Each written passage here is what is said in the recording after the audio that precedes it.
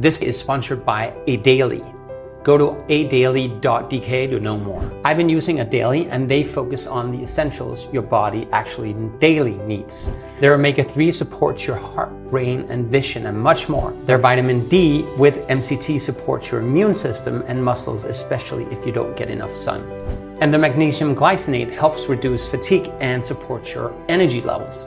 No unnecessary ingredients, just clean and effective supplement. Go to adaily.dk and use the code BARNER20. Again, I'm sure you will love it just as much as I do.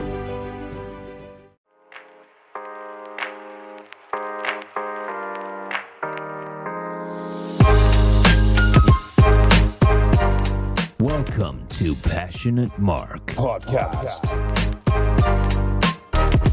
Hi, and welcome to a Passionate Mark Podcast episode. Today, I just wrote down on the screen behind me here, your past is haunting your present. And what does that mean? I'm sure we all been in some kind of relationship, and I hope you have.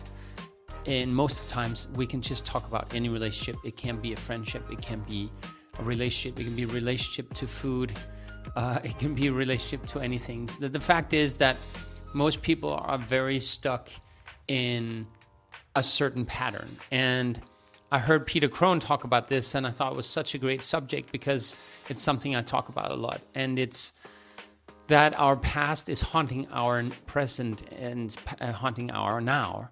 In the aspect that we tend to have been in a relationship and we connect the feeling of being in a relationship to certain events that happened in our previous relationships.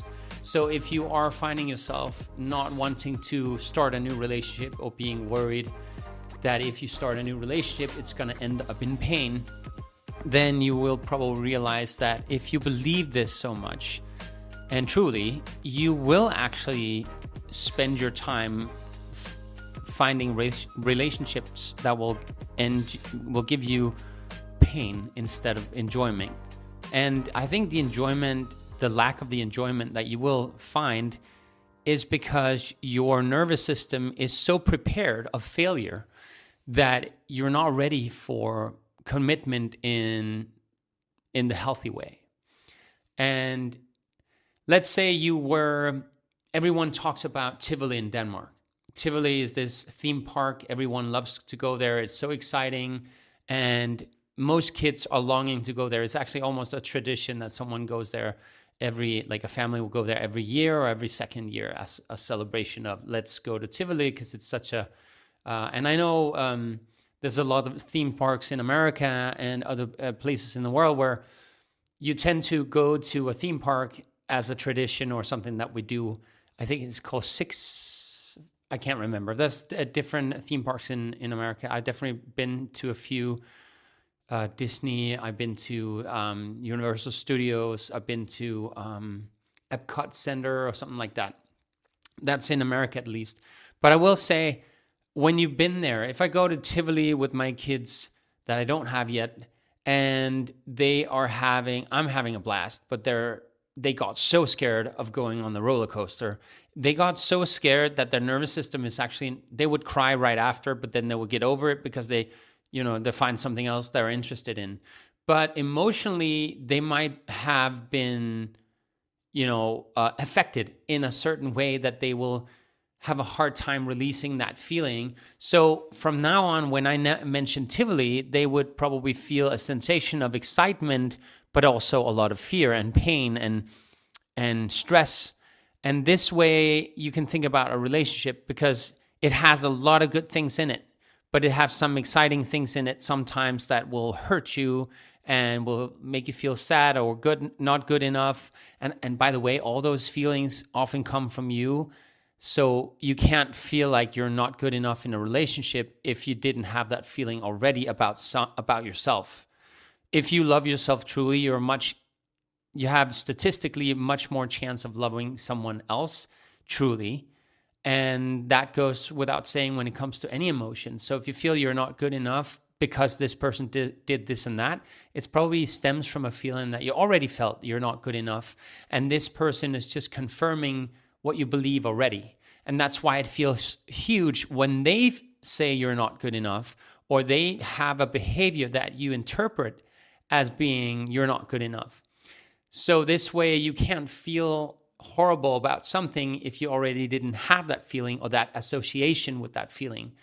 Because if I would tell you right now, you have a blue face, and you look in your mirror and you know you don't have a blue face, you won't get offended of me saying you have a blue face, because you know it's not true. As well as I say the sky is green, you'll be like, Mark's just an idiot, because you know it wouldn't be true. But if I told you you're not good enough, and you know that feeling very well, and you've been telling yourself that before because your mom or dad did tell you that or made you feel that way.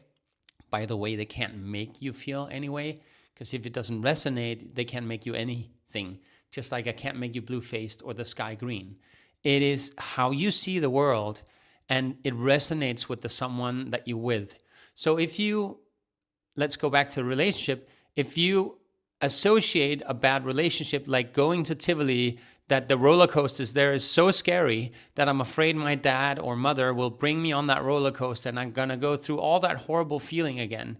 Even though there's excitement and thrill and also fear in the same feeling about the roller coaster, you will now feel the same way about a relationship. If you've been in a relationship, had a bad experience, now you will associate that bad experience with the next relationship.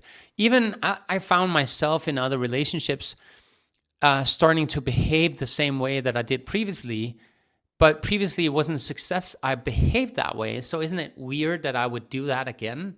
Why would I hurt myself again by feeling the same emotions? And it is like, oh, I have this presentation on Friday. I'm so scared of it. I've done maybe 10 other presentations and I was scared all the time. And now your nervous system is learning to be scared and associating it with doing presentations at work or school or whatever. And when you start creating those associations, your body tends to cramp up or like get tension in the stomach or the head or the neck or the jaw, whatever it is where your fear is placed. Very often I see anger is in the jaw, and fear can be either in keeping your body and your shoulders up or down, or you strengthening your body, like tightening your back or your groin or stomach or something like that. So our emotions tends to take over in our bodies, and we know this when we've been through something that we thought was going to be horrible, and then we do it, and we realize that the release that comes after that, like, oh my God, I felt so bad in my stomach right now. Now I'm just so sore, or I'm just so sore or stiff in my neck after this presentation, because up to that presentation, your adrenaline was going, your cortisol was going. That's the stress hormone you don't want. All these things went on, and you were like tightening your body because of that. All of this is just you being in the past relationship, in a past presentation, in a past Tivoli session, in a theme park. It's you being in the past and you taking the emotions from that and putting them in the now. And you even trying to push it into the future. Even you can't be in the future, you can't be in the past. You can only remind yourself or remember the pain, and then it's very clever. If you ever ran from a tiger in the jungle in ancient times, and you ran from that tiger and you survived because you were fearful, and that gave you like extra cortisol and power and adrenaline, and you were running away from the tiger and you survived.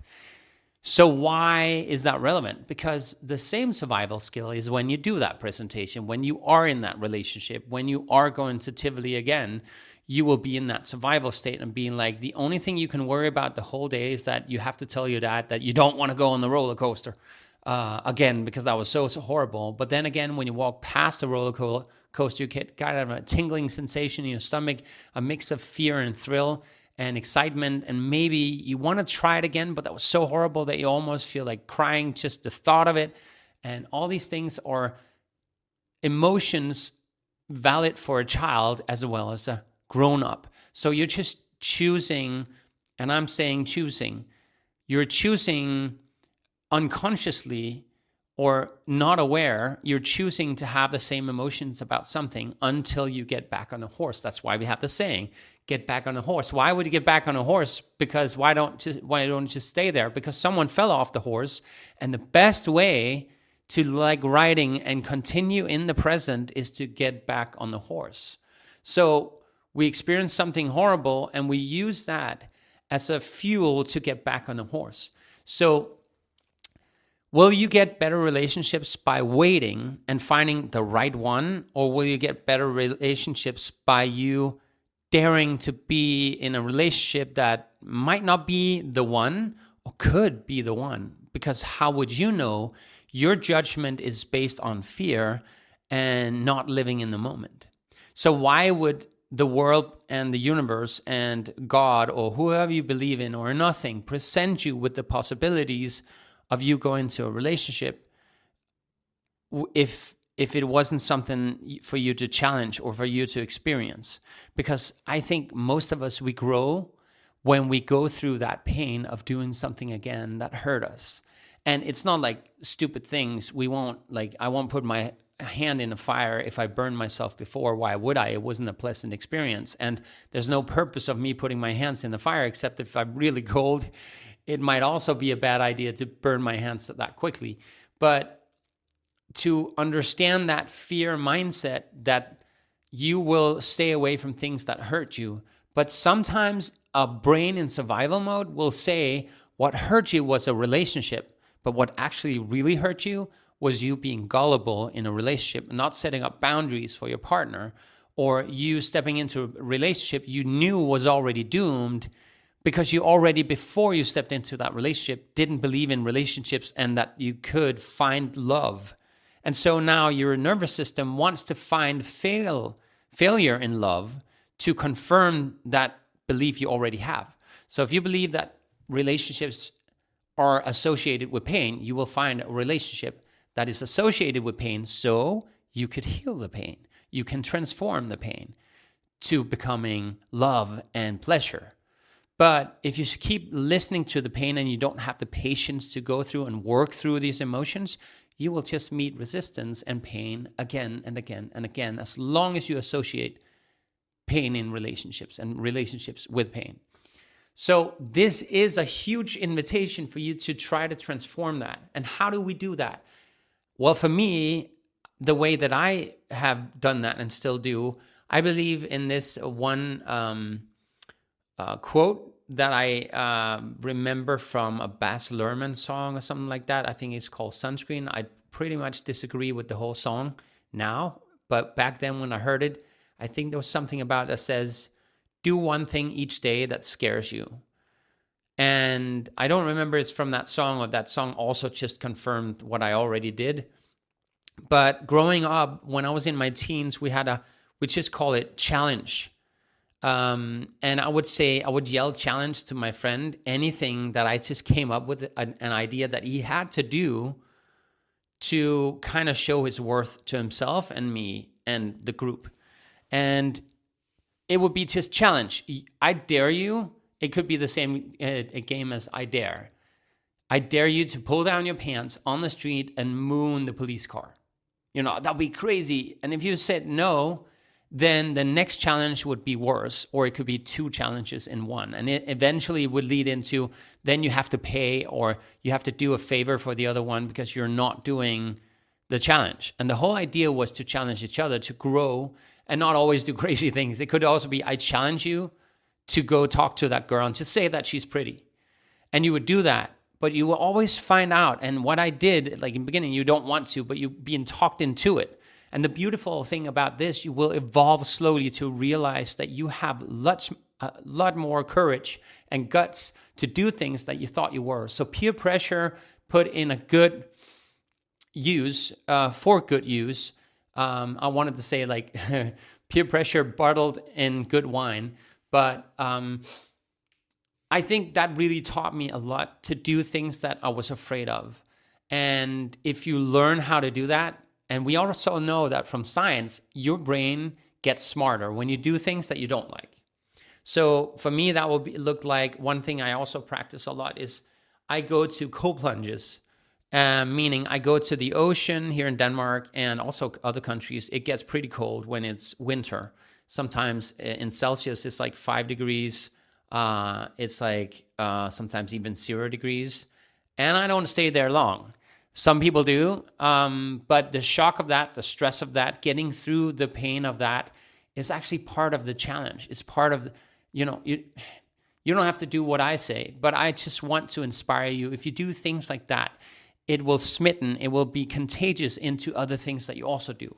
If you can go into 5-degree water and stay there for like a minute or two, there's a lot of other stuff you'll happily do because it's not as bad as that. So it all makes you excel. It's like the athlete that starts to run like 5 kilometers in a sprint. Or then next time he's going to run 5.5, and next time he's going to run even 7, and then he's going to reach a point where he can't just only run 4, and then he's going to be like, oh, why I'm not myself? It doesn't work. I try to pressure myself. I'm not good enough. All these things, and he goes through the pain and the struggle, and then at some point he's almost thinking he's going to give up, and then eventually he's going to run 10, and he's going to be like, I don't know what I did. I just felt like it one day. I didn't prepare as I used to do. I changed my strategy to go without fear. I didn't even have my running shoes on. I went for 10 kilometers, or like 3 miles or whatever. So the whole idea is to train your mind to understand that what it fears right now might be not worth fearing. It might be limiting you, and that's what we call limiting beliefs. I can't do that. No, I can't go talk to him. I can't say that to her. I don't like relationships. Relationships are not for me. All these limiting beliefs that we just created based off the only evidence we have is that the fear we saw, like our parents, that's the first place we learn, right? Our parents, our siblings, our best friends, and people we see, and then later, people on TV said to me that this and this is true, so it must be true. And that's what the news uses against you all the time. A bunch of experts got together and they found out that it's really good to take an injection that we don't know what's in it, but it will protect you from anything you can imagine, even though the science doesn't say it's true. But let's just say that it feels that it's very true because scientists said that. And we don't know the sciences. We don't know what their education is, how long they studied. If someone paid them underneath the table, behind their back, not behind their back, but just paid them, we can't trust it. But we started trusting it because we trusted what our parents say. Then, you reach a certain age, you realize your parents was full of bullshit. They're like, you have to go to bed now. Why? Because if you don't, the monster's going to come out under the bed and eat you. What the hell? Crazy things like parents would say to scare their children in the 80s or 90s or whatever, even today. And I remember like stupid things parents would say to control their children not to drown. They would say, if you go longer than your belly button, you will drown. And it's like, oh my God, I don't want to die. So I don't want to some kids even didn't want to go in the water or in the ocean because the parents scared them so much. And all the parents they were in the past fearful about the future, and they would tell us lies to keep us there. If you watch too much television, you get squared eyes. Like, what? And even my dad, who was an eye specialist and an eye doctor surgeon, he would say things like that. And all these things create fearful mindsets in children. And later on, we realized our parents were full of bullshit. So where you learn about relationships is often from your parents. But now you carry their pain, because a lot of parents will tell you stories that are true to them and might not be true to you. So they don't have the awareness that you might not meet the same crazy people that they did, because you didn't have the same crazy parents that they did. And maybe the grandparents that you now have are amazing, but they were horrible parents when they were young. So you won't know where all this pain comes from. And all you need is a mom or dad who had a horrible relationship and you grew up in that. All you need is, like, when I grew up in a lot of pain with my father, that would hit me and hurt me and lock me in and burn my toys. All the things that they taught me was being a father is evil. Being in a masculine mindset, because apparently my dad was masculine. That's how I interpreted his behavior. He was masculine, because he was a man. And so now I have resistance towards men, and the way that men are manly. I would connect that unconsciously to being evil. So someone being really much like a man, he must be evil. So I became much more sensitive. I like hanging out with my friends who are girls. I didn't become gay or anything, but I just like the values of being in my feminine instead. And that made me understood or taught me to understood emotion way better, because I wasn't taught emotion at home. I wasn't allowed to cry. I was told to shut up if I cried, and if I kept crying, I'd probably be hit or hurt, or my toys would be burned, like thrown out or something like that. I would get punishment for showing emotions. And that's why I'm so interested in emotions, because even though I got punished for emotions, it's not like I didn't have emotions. I had a bunch of emotions. I just didn't know how to react proper to them because my parents were not very good with emotions. I remember having an ex-girlfriend. She lost her mom because the mom committed suicide when I was like 18. My girlfriend's mom committed suicide by hanging. It was a horrible situation, and my mom was so odd and awkward around my girlfriend at that time. She was supposed to be the grown-up that could be comforting her and telling her the right things. I'm so sorry, because now the closest thing to a mother would be my mother. But my mother was a great mother in many ways. But to other people, she was more like, she was also working as a teacher in what do you call it, college or no? I don't know what you call it in America, but like grundskole, ground school in Denmark. So understanding all that, my mom was horrible with emotions like that. She didn't know what was the right thing to do, because she grew up in a family where strong emotions weren't something that was applauded. It was something to get over or being shy about, hiding them, not having too many emotions, not showing too many emotions, because then that will make you weak and people will exploit that weakness. But in fact, I find showing emotions and not being emotional, but allowing being emotional for a certain amount of time, where you can be like, so you'll see these people on Instagram or social media that just go crazy emotional, or on the street, like, I'll get a little bit political here, but like a leftist movement where like some Karen is kind of like being ecstatic, angry about something, and her emotions are all over. All this shows me is that she's in imbalance. She wants attention, and she uses that attention to get negative attention, because she doesn't know any better, and she wants to be in control of everything because she's actually fearful. But coming back to the subject, when you look at your parents, you will start behaving like your parents, and you will gather their trauma into your life right now, and you will learn from that as well. But they are not you, and you are not them. And when you start to understand how much and have awareness of how much you are not them, and how much you are yourself, and you have to go through, or you are invited to go through the journey to find out who you are and how you can be a better version of yourself.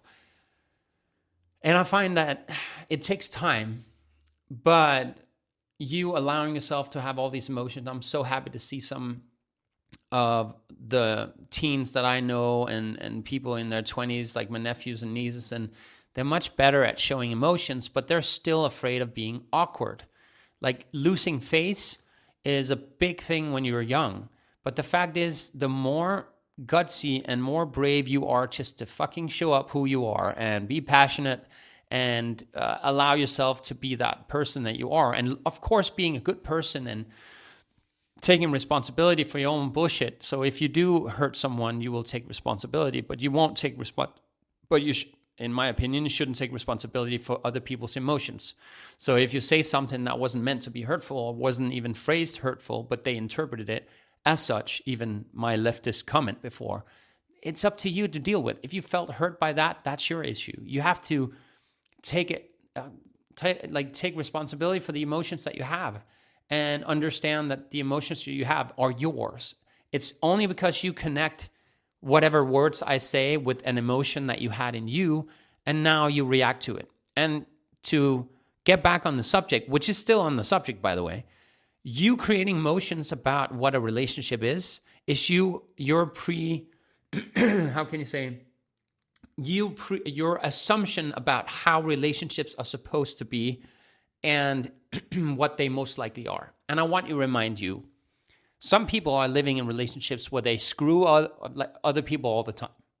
Some people are in relationships where they see each other once a year. Some people are in relationships where they have sex maybe 3 to 10 times a day. I remember an ex-girlfriend, and that was her expectations of me, that I couldn't follow up on that. 10 times a day, she said, with her ex. I was like, that's not my goal to do that 10 times a day. So it depends also what she defined as sex, but still, you have to understand that some people live without sex for years and they're good. They're happy. Some people are not happy. Some people find other ways to be happy, but other people just want company. So there's not a recipe of how a relationship should be. Some people are even in relationships with more people. Polygamy or something like that. I forget the English words again, but I think, just a reminder, I'm Danish, so that's why I struggle sometimes. But just to understand that your interpretation of what a relationship is right now, if you're fearful of it, I'm just going to tell you straight up, that's not a relationship. If you're fearful about ending in that situation again, it's not about being fearful in a relationship. It's about you just living with fear. You being fearful about the future. And that's okay. That's just an emotion. It's not factual. It's not like you fear it and then it will happen automatically, only if you don't have awareness. So the more you actually fear the thing and you don't want to prove to yourself that it's not true, or it could be facets of the truth, it could be numerous of many truths, and one of them is that. If you don't want to prove to yourself that it might not be true, then you will have that fear forever. Because, I'm sorry to say, you thrive on having that fear. You decided. I remember my cousin once said, like, she was afraid to, I have many cousins, so you won't know which one.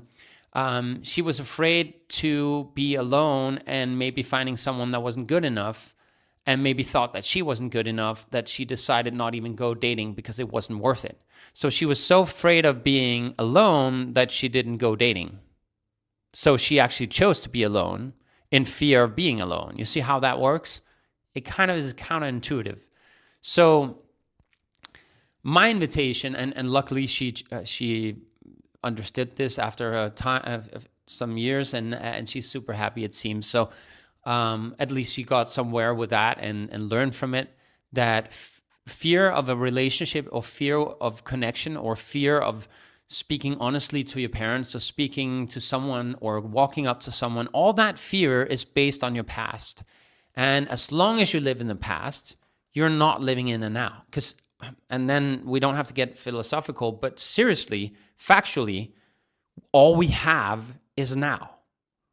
Like now and now and now, all this now went by, and the now is now in the past, but you're still living in the now. You cannot decide what the future will bring you.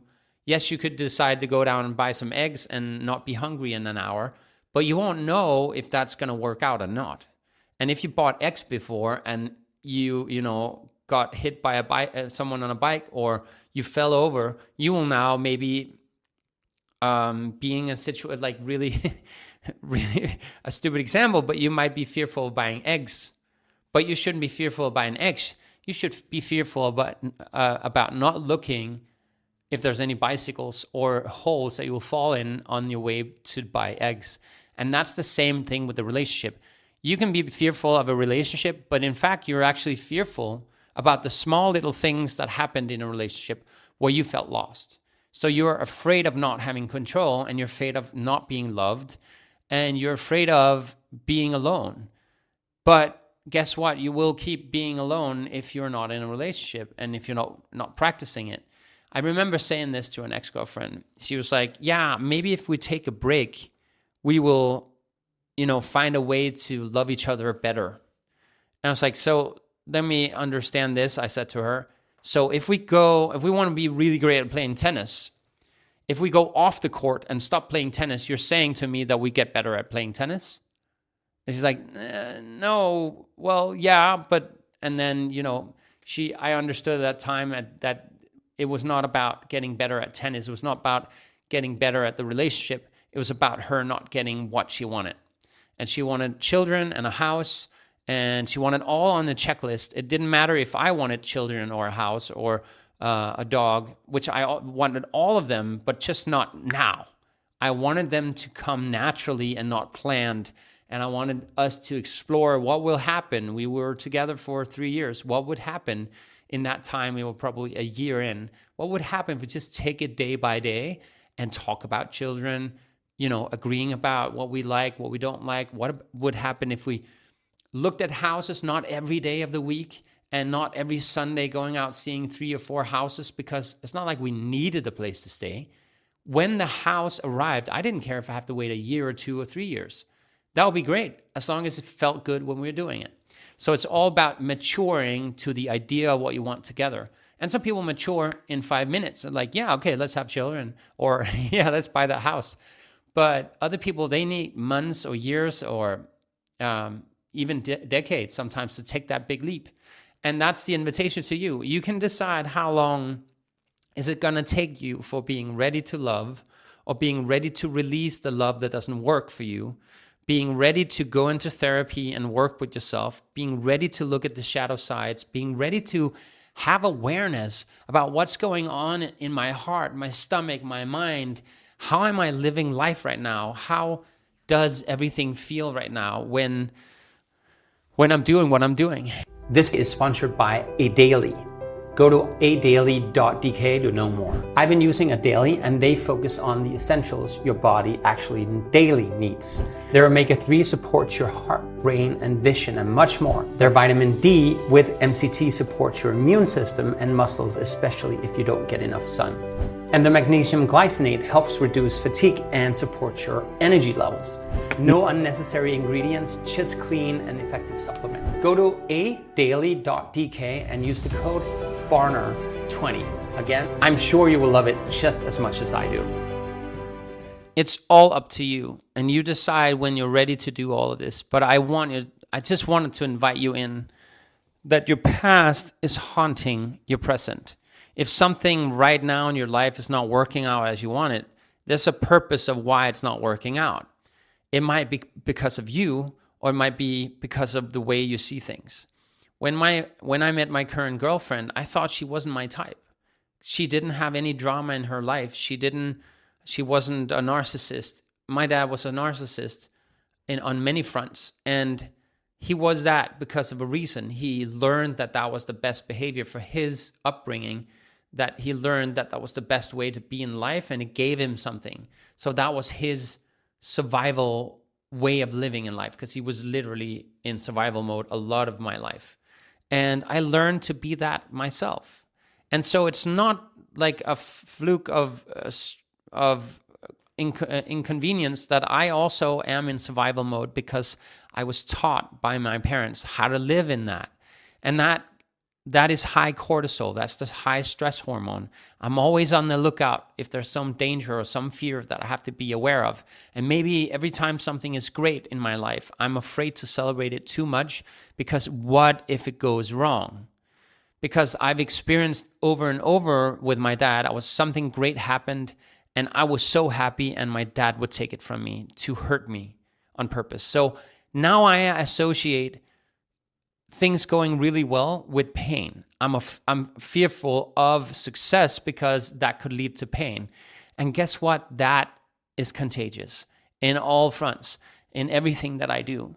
And I'm aware of it, which is the first huge step. I'm aware of it, and I'm aware that it's false. It's not factual. That's not how life is. It's not inherently just the way life is. It hurts you because something is good. No, that's my belief. That's my limiting belief. And it's not true. And I know it's not true.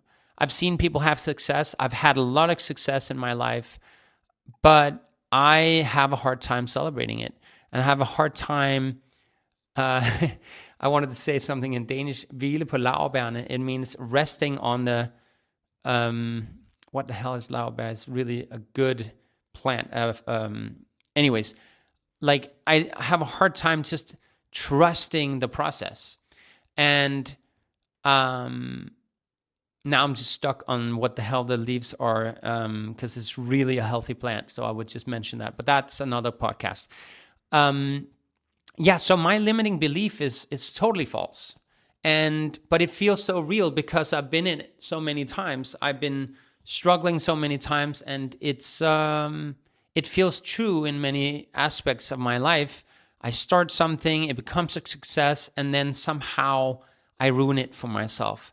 I might not put too much effort in it anymore because maybe it will fail. And it goes to say, maybe that is the reason for some of my projects not becoming a success, because I am subconsciously afraid if it turns into a success, then it's going to also turn into pain. But I know it's not true. I know it's my limiting beliefs. So I invite you into understanding the awareness that you can create about having limiting beliefs. What do you believe right now, emotionally or physically or mentally, that isn't true? It's like, could you lift 100 kilos right now? And most people be like, no, I couldn't. I'll lift my body weight, but no, I can't lift an additional 100 kilos. But if you were lifting 100 kilos a little bit at a time every day, in 3 months, you probably will be able to lift 100 kilos, depending on your build, your gender, everything like that. And I'm talking about physical gender, woman or man. So would you be able to walk up to anyone right now and ask them on a date? I would guess like 50% would say no. I wouldn't do that. That's going to be too pushy. They probably wouldn't like me. I would probably, they wouldn't like it, or I might cause some kind of stupid scene. I don't want to go through the discomfort. But the fact is, most people who actually go and do this, not because they want to go on a date, but because they want to just be better at going up to people and asking. I do find some people and some cultures better at it than others. I think Americans are pretty good at it. I think Australians are pretty good at it as well. Italians, especially the men, pretty good at walking up to people, just asking if they want to go on a date, or like even worse things. So it all depends on the culture as well. And the culture that you grew up in is your family. The culture you come from is what you learn from your parents or your best friends or your brothers and sisters. So you can decide what culture your kids grow up in, and what kind of new friends that you will gain will grow up in because they had you as a friend. I'm definitely known for someone as a friend that would try crazy things, but you find me another day, I wouldn't be super outgoing. I'll be having an introverted day where I'm much more easygoing, and other days where I'm like so excited and I'm like, I want to make podcasts, or I want to go talk to people. I want to give them a compliment for the dress or the shoes or the hair or the car, whatever it is. Not necessarily just to give them a compliment, but to also practice talking to people and being outgoing and spreading some love out there. So, and that's basically what I'm doing here as well. So I hope you learned a little bit of something today, that your limiting beliefs are holding you back, and that is the past. And the more you can be in the now, the better. The more you can live in the now, the better. Less fear is in the now. More awareness, more breath. You notice how you breathe. You notice the sounds around you. You live. That is how to be in the now. Like, you look at things and you have a feeling or a notion of what you're looking at, and you don't go back in your past and be like, oh, I remember seeing this building, but now you're no longer in the now. This thing just reminded you of, and by the way, while I had this talk, you probably were in the past and in the now and in the future a lot of the times. But in fact, you weren't anywhere other than in the now, listening to what I said, and even listening to what you thought. So being in the now is something we should practice. And I'm saying should. I don't want to force anything onto you, but I invite you to try to be in the past more. And my favorite thing, and I'm going to end the podcast on this, my favorite way to be in the now is this exercise. So if you want to try it, so lean back and take 2 breaths. and sigh it out like I did through the not rat, but just mouth. And do it one more time. In the nose, out the mouth.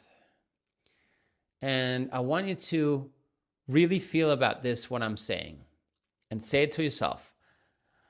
I wonder what my next thought will be. I wonder what my next thought will be. And you're not allowed to think of anything else than that. You are not allowed to create your own thought or anything else. You have to listen to if there's a thought coming up that you didn't create. So every time you feel like you created that, you started thinking about this thing, you stop thinking about it and be like, no.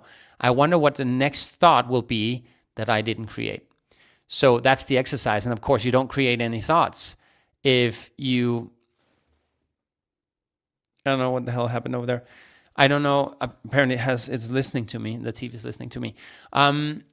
You will not create any thoughts you didn't create yourself. So one way to do this would be to you asking yourself, every time you're stressed, every time you want to be in the now, I wonder what my next thought will be. And enjoy that silence, because that is in the now. And then start listening to the birds, the road, the trees, the noise, the people talking, without getting into the conversations, just enjoying the sounds and not reacting so much to the things around you. And you can do this in a relationship too. You can listen to the other person, not agreeing at all or disagreeing totally or agreeing. It doesn't matter. But you just listening to what's being said and the tone of voice without judging it, but just allowing that other person to have emotions that you don't have to react to. And they can be agitated or something. And you can still say to yourself, I wonder what my next thought will be. You can tune out and you can breathe through that. I remember one coach saying, notice the heat on your mouth, on your nose. Notice the heat on your nose when you breathe out, and notice the cooling of the nose when you breathe in. So if you start noticing that, is it cool now? Where is it cool? How does it feel? How long in the nose? How long on the tip? Do I feel it in my upper lip? Things like that is also being in the now. That's actually a full meditation you can do based on that. Anyways, I'm going to leave you with that, and I hope you learned something today. I definitely love talking about these things and having awareness, and this has helped me immensely, so I hope it will help you. At least we took the first step talking about it, and you being fearful is a logical structure of your mind, because fear previously in a survival mind has helped you before.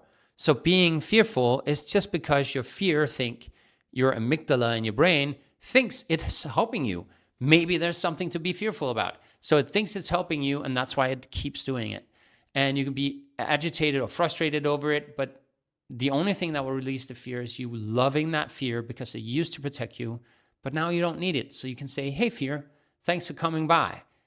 I don't think I need you right now, but I recognize that you're there and you're trying to protect me, but I just don't need you right now. So I'm going to send you out the door again, and I'm going to take a moment for you to leave, but I don't need you. Thanks for being here. I'll see you another day. And you do that every time you feel fear, or you have a good friend that you hang out with a lot, or family, and you just say, in a relationship or whatever, you say, I feel fear coming up, and I feel around my stomach or my jaw, and I feel shortness of breath, but I notice now that when I talk about it now, I notice that the fear is not as bad anymore, because what if you hate me after me making this podcast, and you will tell your friends that Mark is stupid and he knows it all and he's such a smart ass, whatever it could be. But you talking about it can dismantle the fear. Anyways, guys, thanks for listening to Passionate Mark with me, Mark Barner. And if you want to follow along, you can go on Instagram.com/Mark Barner. And you can even find my spiritual stuff on Instagram.com/Mark Barners with an S in the end. And you can also go on markbarner.com And you'll probably find my blog on there. And there's a lot of content about health and some content about spirituality. I even put some stuff in my shop to work on shadow sides, to be better at your intuition, all these things. And I hope you'll go there and explore it in the shop. It's not expensive at all. We're talking about free stuff, and we're talking about things that are maybe $20, $30. So up to you if you want to excel your spiritual gifts and excel your personal, your awareness. Yeah, anyways, enjoy. And I hope you were inspired by this. Send it to someone that you think needs more love and needs to love themselves more and deserve much better things in their life that they have right now. And maybe you can change their lives too. Passionate Mark.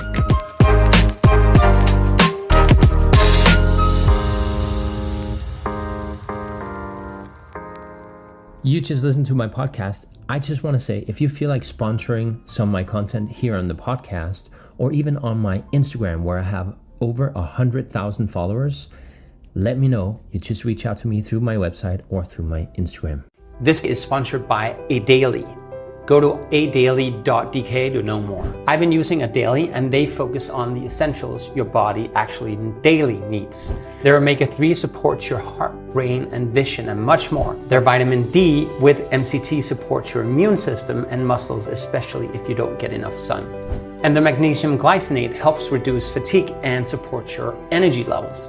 No unnecessary ingredients, just clean and effective supplement. Go to adaily.dk and use the code BARNER20. Again, I'm sure you will love it just as much as I do.